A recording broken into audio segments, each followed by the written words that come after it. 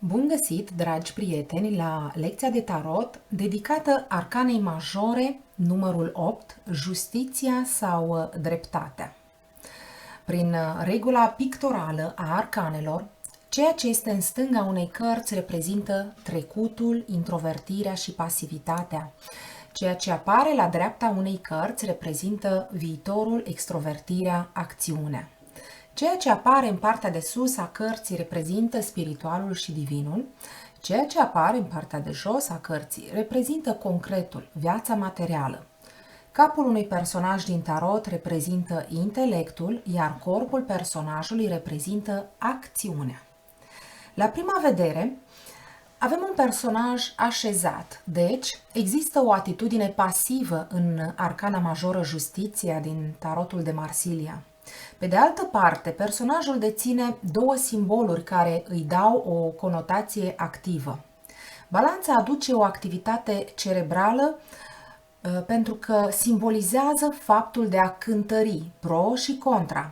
Spada aduce o putere executivă, prin care, odată cântărite faptele, are capacitatea de a analiza și de a lua o decizie.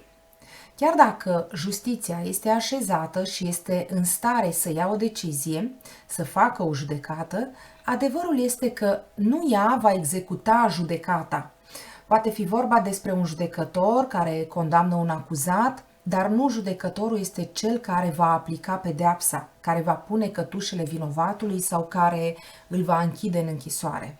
Există un alt personaj care va veni să împlinească sentința dată. Un simbol foarte interesant este privirea drept în față, nici la stânga, nici la dreapta. Intelectul și conștiința este perfect în echilibru între trecut și viitor, între introvertire și extrovertire, între reflexie și acțiune. Un alt detaliu interesant și care permite înțelegerea profundă a arcanei este că echilibrul perfect al justiției vorbește de o instanță într-o sală de judecată, de dreptatea umană, dar vorbește de asemenea de dreptatea divină, care declină în două sensuri. Legea karmică, deci, vorbește despre ceea ce a fost făcut într-o viață anterioară, acum își primește răsplata. Legea divină se referă și la echilibrul matematic, geometric, fizic, legea gravitației, construirea universului, unde totul este perfect. În univers, de exemplu, este suficient să muți planeta Jupiter 1 kilometru și, dintr-o dată, sistemul solar nu mai este cel care este în prezent. În univers este suficient să elimini un element din tabloul periodic și totul se destramă. În univers este suficient să elimini un atom într-un loc și viața nu mai apare. În concluzie, legile Universului sunt perfect echilibrate. Universul este constituit și văzut de Dumnezeu pentru a fi viabil, pentru a susține viața pe pământ. Toată această dreptate divină este simbolizată prin lumina galbenă ce emană din coroana arcanei Justiția și care urcă spre cer și spre divin. Numărul 8 reprezintă perfecțiunea. Aceasta este cea mai mare cifră pară. În urma acumulării prin arcana 2, a stabilității prin arcana 4 și a descoperirii plăcerii prin arcana 6, arcana 8 ajunge la nivelul la care nu are nevoie de nimic de adăugat sau de scăzut. Numărul 8 arab este format din două cercuri suprapuse, perfecțiunea în cer și pe pământ. În numerologia tarotului, acesta este dublul numărului 4, prin urmare, două pătrate, stabilitatea atât în lumea materială cât și în cea spirituală. Ca simbol al realizării, justiția cu balanța sa echilibrează viața noastră. Dar echilibrul și perfecțiunea nu sunt sinonime cu simetria. La fel ca arta sacră a constructorilor de catedrale, care refuzau simetria pentru că o considerau diabolică, cartea Justiția este structurată asimetric. Stâlpul din dreapta scaunului ei este mai înalt decât celălalt, iar în partea de sus se află o mică sferă gălbuie, pe care coloana din stânga nu o are. Colierul ei se ridică mai sus pe umărul său stâng, platourile balanței nu sunt situate pe un plan orizontal, iar sabia ei nu este paralelă cu axa de-a lungul tronului.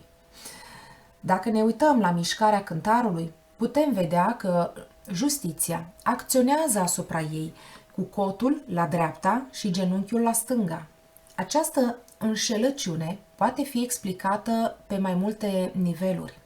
Desigur, poate fi văzută într-un sens negativ de nedreptate, de falsă perfecțiune și înșelăciune, care va fi justificată printr-un fel de explicație. De asemenea, ne putem imagina că prin acest gest, justiția ne cheamă să stăm departe de perfecționism.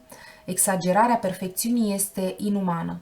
Ceea ce este perfect fix este impracticabil, nu poate fi bun, așa că este un lucru mort.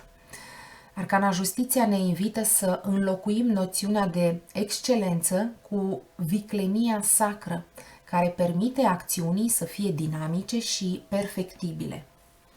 În cele din urmă, este ușor de înțeles că dimensiunea inegală a platourilor balanței arată instabilitatea specifică naturii, iar personajul din arcană îi oferă sprijin inspirat prin toleranță divină. În acest sens, justiția este profund umană. Părul ei de culoarea pielii și hainele care se revarsă pe pământ o aliniază în planul terestru. Dar ea este și punctul de intersecție între umanitate și divin. Pamblica albă din fața frunții simbolizează contactul ei cu puritatea divină, iar cercul galben înconjurat de roșu din coroana ei arată ca și cum ar avea un al treilea ochi, sugerând că acțiunile ei sunt ghidate de o privire superioară, de o inteligență primită de la univers. Așezată ferm pe tron, justiția, cu atribuțiile dinamice, spada și atribuțiile receptive, balanța, este primul personaj care se uită direct în față, la fel ca arcana soarele și la fel ca îngerul din arcana judecata, privește cititorul direct în față. Acesta este modul în care justiția ne invită să venim la introspecție și să ne scufundăm în prezent. Această arcană majoră elimină astfel reprezentarea tradițională a justiției cu ochii închiși sau legată la ochi. Privirea ei o întâlnește pe cea a consultantului, ca o oglindă a reflecției și ca o chemare a conștientizării. Această arcană este în primul rând implicată în autodreptate pentru noi înșine și să ne dăm ceea ce merităm. Sub cotul ei, la dreapta, descoperim o pată violet, cea mai mare din întreg pachetul de tarot. Această culoare, extrem de rară și misterioasă, este un simbol al înțelepciunii. Dreptatea este mișcată de înțelepciune. Culoarea albastru deschis, care emană de pe platourile balanței, ne indică că ne cântărește spiritualitatea. În mod similar, lama spadei este de aceeași culoare, albastru deschis, deoarece este folosită pentru a tăia ego-ul nostru abundent și pentru a ne separa de inutil. Cu mâna care ține balanța, justiția realizează un gest sacru, o mudră, unde cele 4 degete, reprezentând cele 4 instanțe ale ființei umane, gândirea, emoția, dorința și nevoile fiziologice, sunt adunate la degetul mare. Astfel, arcana 8 transmite mesajul de unitate. Pe rochia sa, cele 9 triunghiuri îndreptate în sus arată ca niște picioare de pasăre și amintesc de simbolul regalității.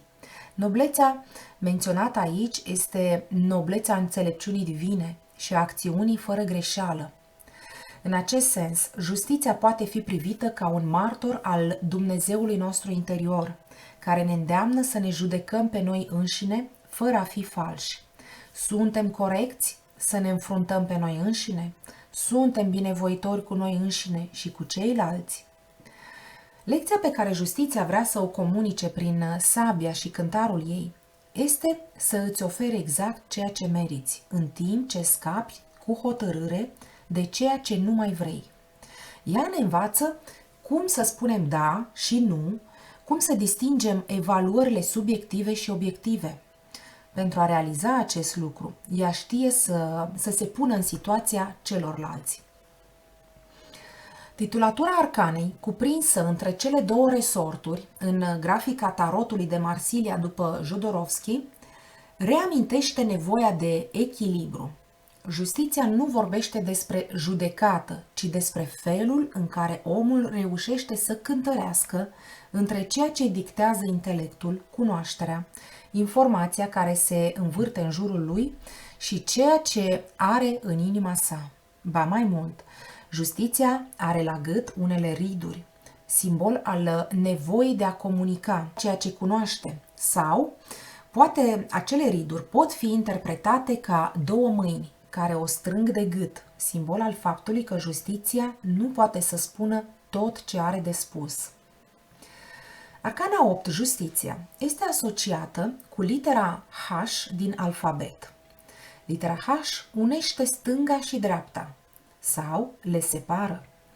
Când pronunțăm litera H, prin sonoritatea ei, ne trimite la noțiuni precum separare, tăiere, disociere, dezlipire, detașare, izolare și a se distinge. Rămânând în aceeași ordine a ideilor, putem auzi H precum un diminutiv de la hașiș. Prin extindere, H poate evoca drogurile, adicțiile, dependența, sugestia, influența, comportamentul adictiv. În limba franceză, unde a fost dezvoltat tarotul de Marsilia, când litera H este singură, nu are sonoritate proprie. Doar când este asociată cu o altă literă poate fi auzită.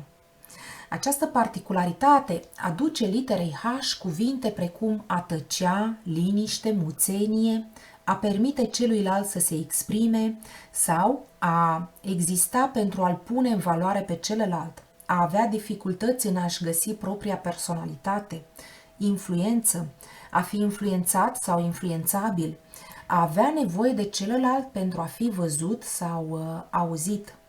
H semnifică bariera, care poate limita, izola, închide, dar în egală măsură poate proteja.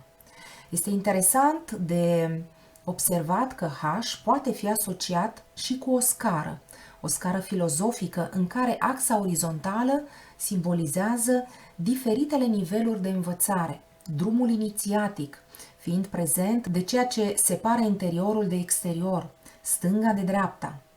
H ne face o invitație de a deveni conștienți de aspectul separat și de aspectul unitar al existenței. Două aspecte care în același timp sunt opuse și complementare. Rămânând insociabilă, această literă încurajează, litera H, încurajează omul să accepte integritatea naturii sale profunde, conectându-l la realitate, în sensul superior și universal. Litera H, simbol al barierei, mai este asociată cu simbolistica cuvintelor frontieră, izolare, reținere, protejare, a pune limite sau a depăși limitele. Litera H, simbol al scării în ascensiune, mai este asociată cu simbolistica cuvintelor a urca, a se ridica, ascensiune sau a coborî, a cădea.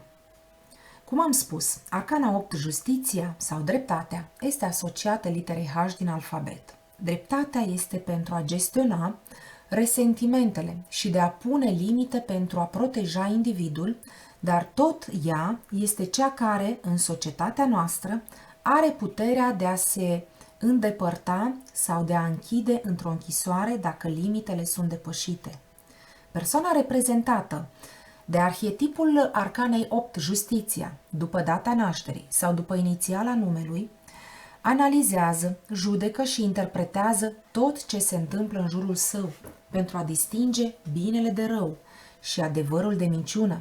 Frica este prezentă în ea, aceea de a se arăta nedreaptă sau de a comite o eroare iremediabilă asupra căreia nu poate să revină.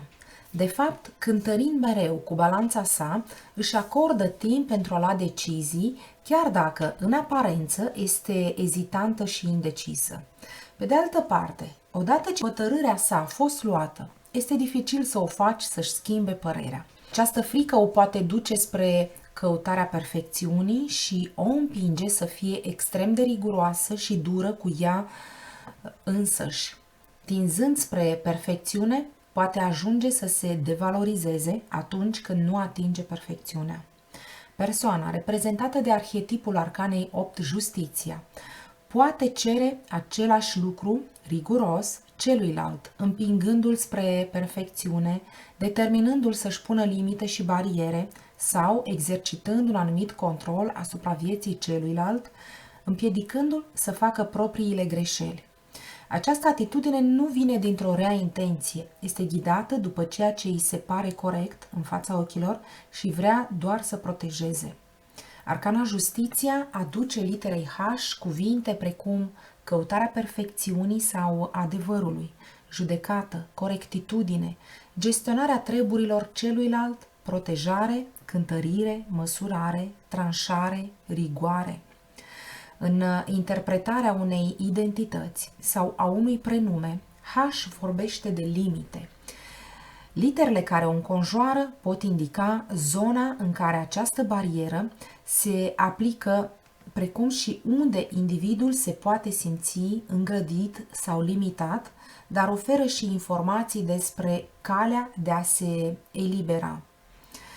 Această carte reprezintă înțelegerea clară, obiectivă, sentința dată cu hotărâre, fără răutate, în deplină cunoștință de cauză, care arată că vom obține ceea ce ni se cuvine. Prin aceasta, cartea Arcana exprimă un grad înalt de responsabilitate privind propriile acțiuni. Nici o prigoană nu ne lovește fără vină și, ca urmare, a unor păcate săvârșite cândva.